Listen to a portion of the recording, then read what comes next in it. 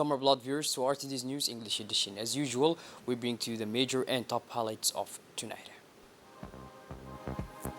The Minister for Energy holds talks with an Egyptian delegation.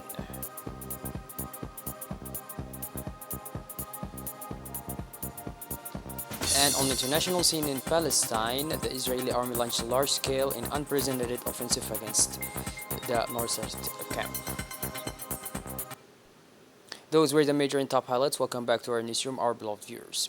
The President of the Republic, His Excellency Mr. Ismail Omar Guelleh, has sent a message of congratulations to the Indian Prime Minister, Mr. Narendra Modi, who was reappointed to head his country's government following his political party's victory in the recent Indian parliamentary elections.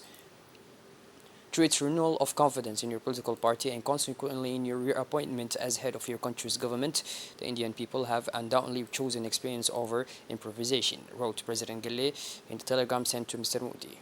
I sincerely hope that the new term of office that is beginning under your leadership will be a source of greater well-being, progress and prosperity for your nation, noted the head of state in the same document.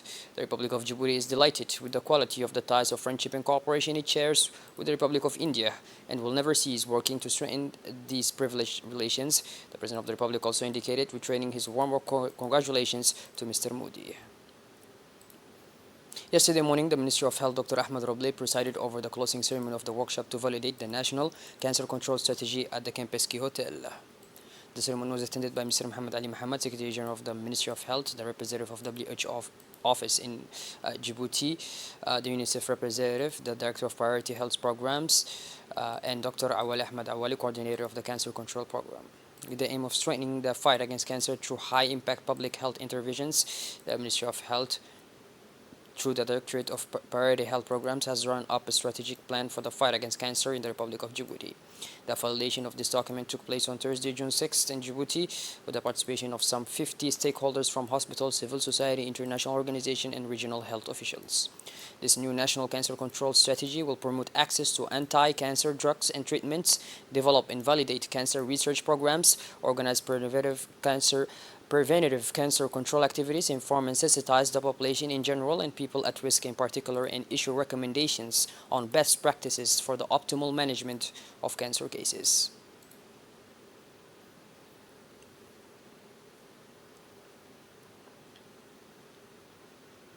In his speech, the Minister of Health declared that over the past 3 days, we have witnessed intense exchanges and discussions and exemplary collaboration, all of which have contributed to the advancement of the common goal of strengthening the fight against non-communicable diseases and cancers in the country.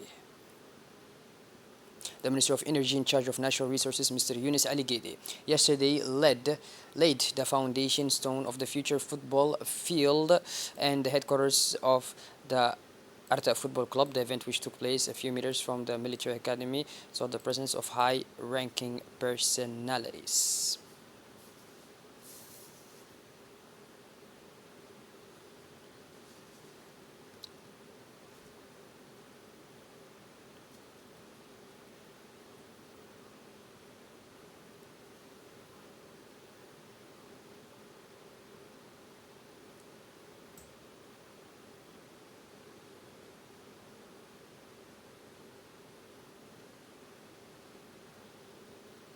The State Secretary for Sports, in partnership with the Ministry of Trade and Tourism and the Ministry of Communication in charge of Posts and Telecommunications, organized the first edition of the treasure hunt on Musha Island this morning. The sun has not yet risen on Musha Island when the first participants began to arrive. 5 teams of 5 players each were preparing for an intensive day of competition. The first edition of the treasure hunt promised to be an unforgettable adventure. At 6 o'clock in the morning, the competition kicked off. The teams, made of young adventure lovers and mid-game enthusiasts, embarked on a series of physical and playful challenges spread over several strategic points on the island. The challenges including orienting races, tests of strength, complex puzzles, and natural activities that tested each participant's limits. The Secretary of Sport for the Secretary of State of Sports, Mr. Hassan Mohammed Kamil, said the event is wonderful opportunity not only to promote team spirit and health competition, but also to showcase the natural beauty of Musha Island. We're delighted to see such great participation in tourism. The competition was fierce but friendly, with each team giving their all to decode the clues and overcome the obstacles. After several hours of frantic racing and relentless effort, one team finally came out on top by uncovering the hidden treasure. The prize giving ceremony held at the end of the day saw the victorious team receive a check for 100,000 Djiboutian francs. Joy and pride were palpable as the winners celebrated their triumph. It's worth noting that the Coast Guard pulled out the stops to ensure the success of the treasure hunt event. The event concluded with a convivial meal and musical entertainment, allowing everyone to relax and enjoy the festive atmosphere. Those in charge expressed their satisfaction with the success of this first edition and have already begun planning improvements and innovations for the next year.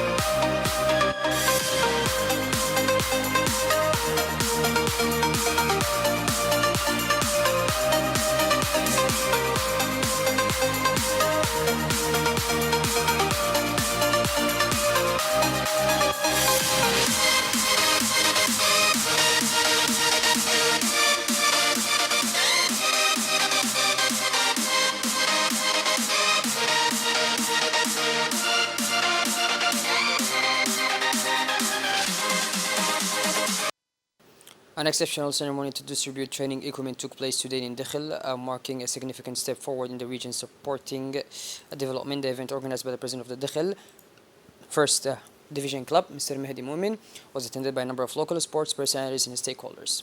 The prefect of the region present for the occasion expressed his gratitude to Mr. Mehdi Mumin, president of the Dakhil First Division Club, for his generous gesture and his commitment to the development of a young sporting talent in the region.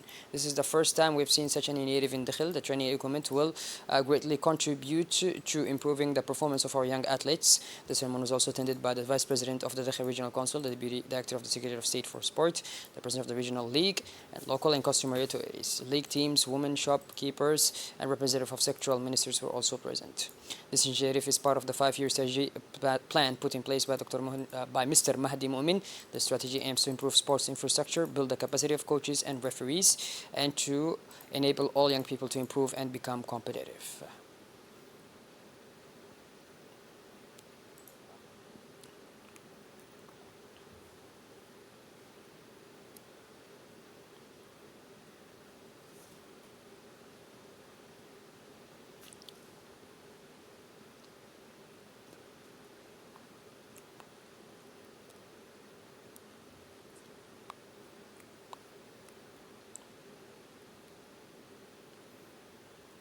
On June 6, 2024, the village of Utui experienced a memorable event when a solemn ceremony was held to mark the abandonment of female genital mutilation. This celebration was part of the strengthening community commitment against mutilation and FGM project launched by AFT with UNICEF for support and saw the participation of many key players, including community leaders, Prefect Muhammad Abbas and President Umar Hussein, Deputy Traditional Religious Chiefs, local councillors, Member of Parliament, as well as the administrative authorities of Tajurra.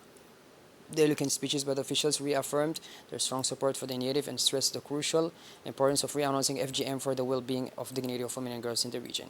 The president of the Tajara Women's Association eloquently detailed the objectives and hopes of the project, highlighting the significant commitment of the Dora community, in particular the collective of Dora Women's Associations dedicated to defending women's rights.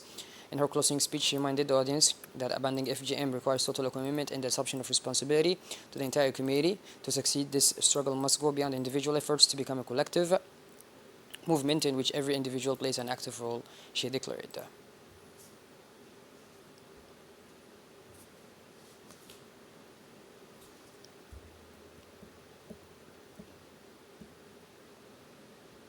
The president of the Tajara Women's Association, Madam Hasna Hassan, too expressed her delight at the ceremony, adding that the inhabitants of the Outa locality had promised us that they would henceforth put an end to the practice of female genital mutilation, which is harmful to the health of young girls.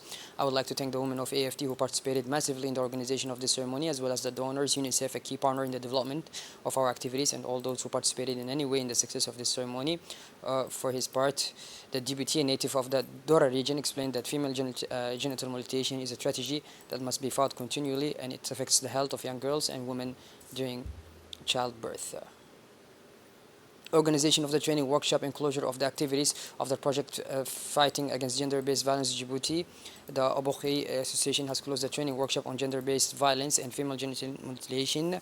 The workshop, which began on Thursday, May 13th, will run over a 3-day period and aims to strengthen the knowledge of women's rights. The Obokhi Association is a non-governmental organization dedicated to promoting women's rights and combating gender-based violence in Obokha.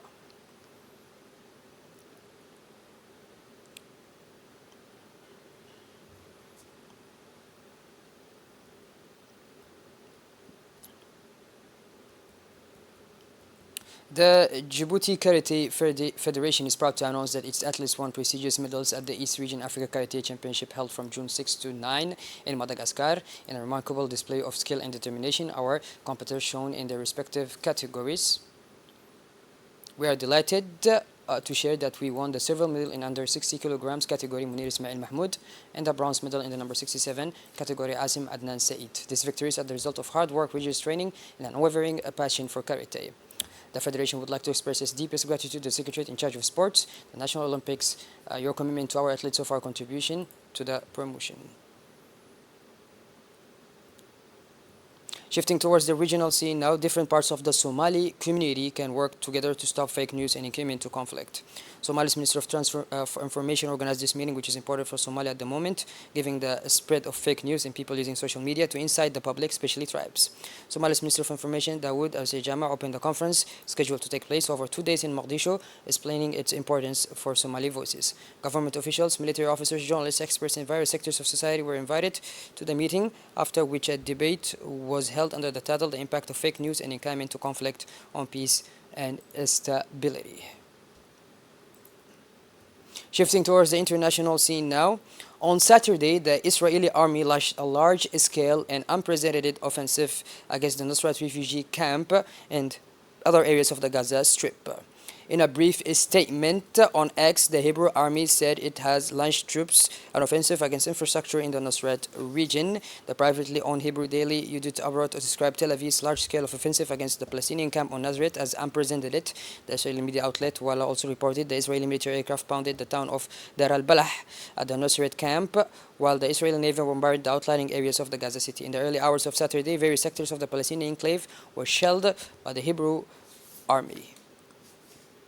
The Republic of Djibouti condemns in the strongest possible terms the bloody and intentional massacre perpetrated by the Israeli occupation forces in the Nusrat refugee camp in the Gaza Strip, which caused the death and injury of hundreds of Palestinians, mostly women and children, in flagrant violations of international humanitarian law, the relevant United Nations resolutions, and the orders of the International Court of Justice. Djibouti affirms the continuation of organized state terrorism and crimes of genocide committed by the Israeli occupation against defenseless civilians require investigation, accountability, and sanctions under the international criminal law. The Republic of Djibouti also calls on the international community and the Security Council to act immediately and urgently to put an end to these horrific systematic crimes against the bloody people of Palestine. Well, but these are Blood viewers. We finally conclude this edition. Thank you for being with us, and make sure to tune in later for more. Have a wonderful evening. Take care.